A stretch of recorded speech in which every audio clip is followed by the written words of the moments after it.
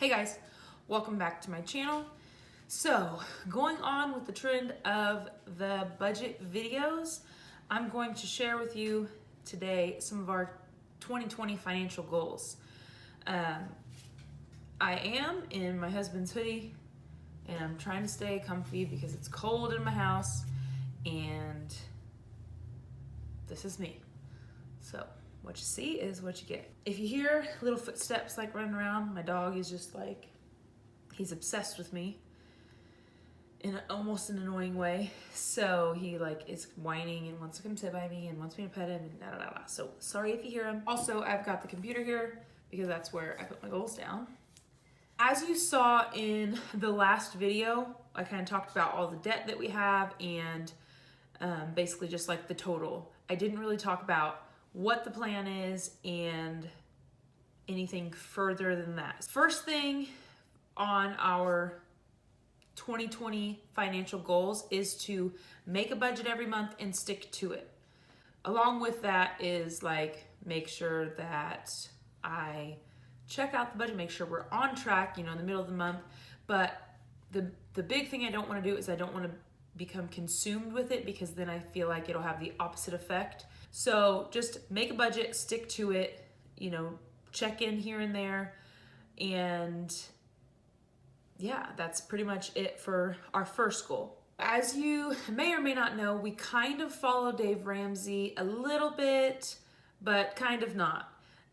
One thing that our situation is different than some people who are just starting out having debt is that we've got 2 kids, and if you don't know, I'm pregnant with the 3rd. There are just some things that the strict Dave Ramsey program, it just doesn't work for us, or at least we are not comfortable with that exactly. Now, to start my journey, I did read the Total Money Makeover book. It gave me so much inspiration. I have a lot of inspiration from Dave Ramsey. Goal number 2 is going to be to save $7,000. Now, this $7,000 is not $7,000 in total in one account. We've got a few separate things that we're saving for. Number 1, adding $1,300 to our emergency savings account. So that's about $125 a month. And we already have our, what Dave Ramsey says, our $1,000 emergency fund. We already have that. So that will add to what we already have in our emergency fund, just to make it, make things a little bit more comfortable, just in case anything were to happen. The second thing under the savings goals is Christmas. So I'm not willing to give up the Christmas time, and I know it's not all about the giving, but it feels so nice to be able to do things for people and to give to people and to not be stressed out at that time and asking people, hey, can we not do gifts this year? Can we not do this? Whatever. It's not worth it to me. So I would like to save $1,200 in the Christmas fund. That would be $100 a month. And this year we actually didn't start budgeting until about August, and we saved almost $800 for Christmas. And it was so much less stressful than it had been in years past. The third thing that we're saving for is a medical savings fund. So we want to put $100 a month, so that totals to $1,200 for the year. And that is basically just for co-pays or for dental exams and any, random times we have to go to the doctor, checkups and shots and that sort of thing. We've got our kids account, which I would like to save at least $600 into there, and then any money that they receive for birthdays or gifts or whatever will go in their account as well.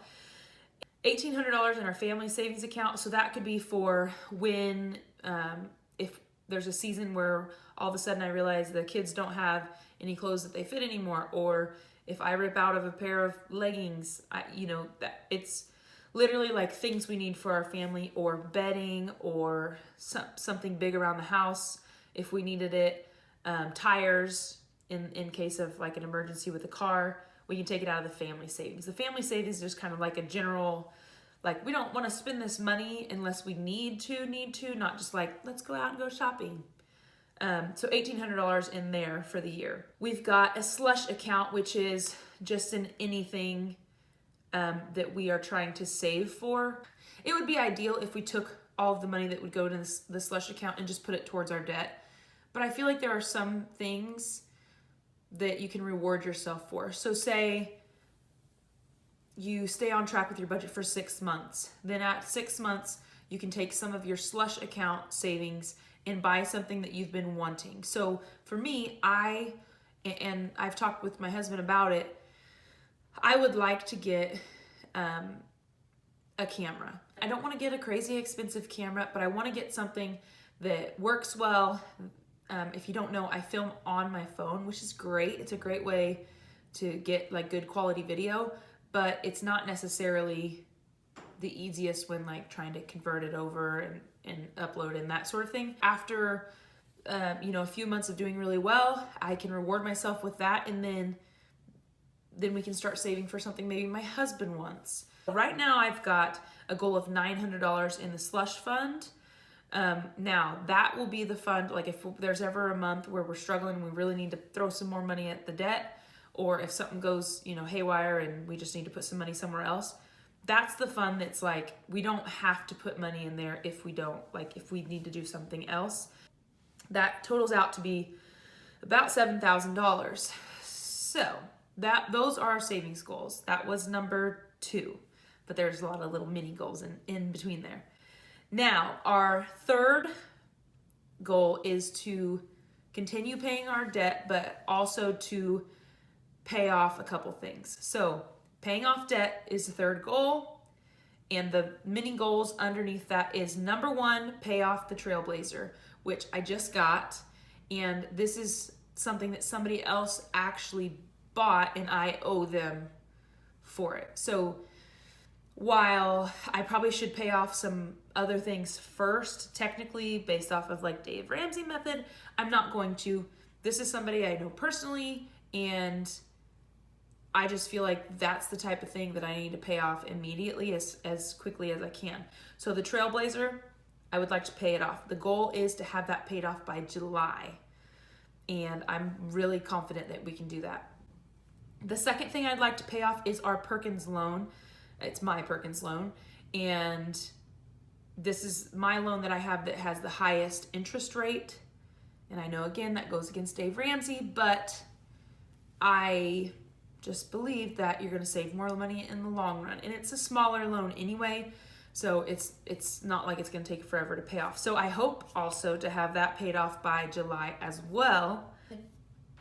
I, of course, would like to pay my minimum payments on all of our other loans, and then once I've paid off the Trailblazer and the Perkins loan, I'd like to put about $3,400 extra to my smallest Fed loan, which is the loan number 7.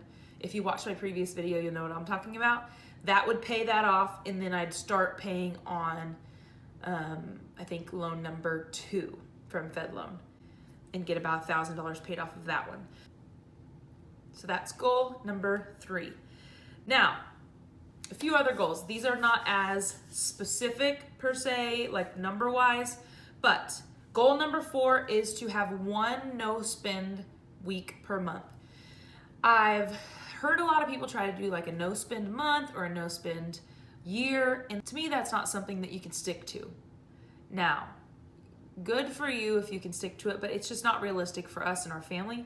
So we're going to try to do a no spend week. This is something that Jordan Page talks about a lot, and basically what you do is, besides any bills that are automatically coming out or anything that like has to be paid during that week, which would be like fees for something or whatever, then you don't spend.